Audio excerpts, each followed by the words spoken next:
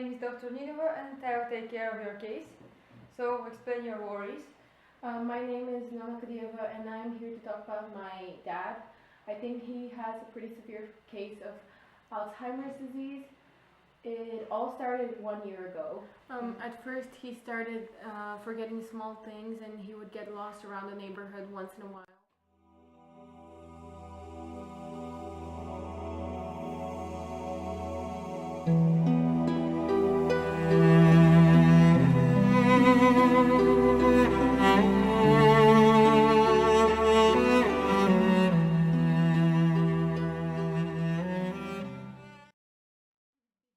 Instantly changed and he started losing things and sleeping longer.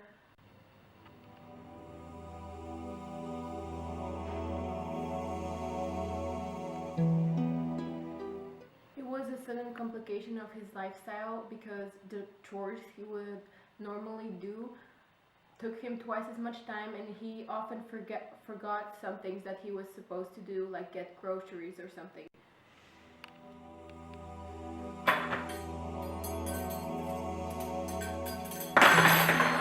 Well, that would be classified as the mildest stage of Alzheimer's disease. Are there any implications now? Yes, his condition has become a lot worse. Now, not only does he have trouble remembering recent events or recent things that were told to him, but he actually cannot recognize some people of his family.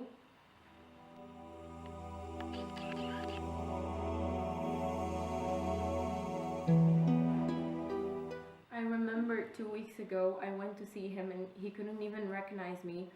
His behavior has become a lot more impulsive. He started experiencing hallucinations and paranoia. Even the simplest activities in his life, like getting something to eat or doing his laundry, he no longer can do them, and they're a constant struggle. I don't think I can take care of him anymore. I quit my job in order to support him. Right now, my financial status isn't the greatest, and I really do think that he needs professional care. However, there is also something positive about this. Your father has still not reached the severe stage of Alzheimer's disease. What he has now is still Alzheimer, but it is in the moderate stage. We are no longer able to provide his comfort and he needs to be put under a doctor's watch. Is this condition normal for his age? After all, he's only 67. Actually, 95% of the people who carry this disease are at the age of 65 or more.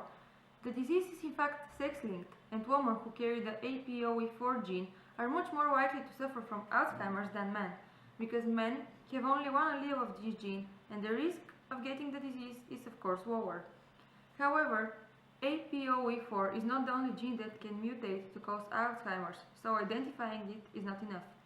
A possible cause may be a change in the copy numbers of a particular gene, or the result of a combination between several genes, but the scientists have not confirmed that yet.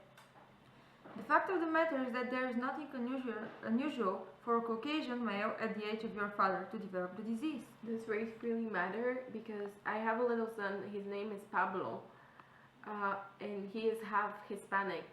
Does that concern the likelihood of him getting this disease?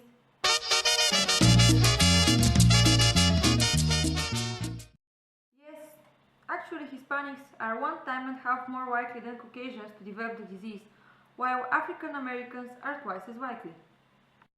Is there a way to say if he is going to be predisposed to have this disease later in his life? Unfortunately, medicine has not evolved yet enough for doctors to determine for sure whether your son will have Alzheimer's disease. Scientists are not completely sure about what the originator of Alzheimer is, but they know for sure that it can be caused by both genetic mutations and changes in the brain that are due to aging. Some of the changes in the brain that can possibly cause Alzheimer are atrophy, which is shrinking of some sectors in the brain, mitochondrial dysfunction, and inflammation. These cannot be predicted. Dios mío, poco Pablito! Don't worry, señorita. The disease can also be provoked by genetic mutations due to a dominant gene called APOE. We can run some tests and see if he has inherited the most common genes who increase the risk of getting sick. Those are presenilin 1, presenilin 2, APP, and APOE4. If he has inherited presenilin 1, presenilin 2 or APP, he will almost under all conditions develop the disease. APOE4 is a bit more complicated. He can inherit either one or two of these genes. If he carries only one of it, the chance of him getting Alzheimer's disease is 2 to 3 times more likely. While if he carries two such genes, then it is 3 times more likely to be sick later in life. However, nothing can be certain from now. A person can live perfectly fine if he is a carrier or suffers from the disease without carrying the gene. Yes, I have heard of these tests before, but the doctors I have previously spoken to recommended me not to make my children take the tests. They have explained to me that predicting the disease is still not a concrete and not completely understood by scientists. So if the tests do show up positive, they will not be 100% sure what it means, but it will definitely cause a lot of panic in my family, so they don't want to implicate these relations. Actually, I would not recommend that either, for the exact same reason. Your child cannot have Alzheimer's disease at early age, but it can suffer from it later in its life. Once people get the disease, they survive on the average from 8 to 10 years. Women with this condition tend to live longer than men. The lifespan also depends on the severity of the symptoms, the brain abnormalities and other health problems. Your son, if he actually inherits the disease of your father, your family should take care of him and know that his condition will gradually get worse and worse. He, as your father, is dependent on you and will be dependent on someone else to take care of him. The psychological harms may include memory problems, forgetting the faces and hallucinations. There can be behavior changes such as showing aggression, anger or anxiety. Physically, the sick person might have problems with their motor skills, insomnia or greater need for sleep, and maybe difficulties with basic everyday tasks. I understand. So, back to the case of my father, what are some treatments that one can recommend in order to better his condition? Until this moment, there is no cure for Alzheimer or anything that can stop the progression of the disease. But there are many treatments that can reduce the symptoms. Firstly, there are many medications that can help with memory loss. They can improve memory and reduce the distractions. The changes in sleep patterns can also be handled with special medications for that purpose. However, there are also many alternative treatments that help to be successful. There are herbal remedies and special diets that have a positive effect on the sick person's memory, but they may have bad interactions with the prescribed medicines that your father or your child, in the case, is taking, and this might result in worsening of the condition. Okay, so I will sign up my father to this hospital. I want him to be under constant medical care. Money is not an issue. I will find a new job and start providing for him.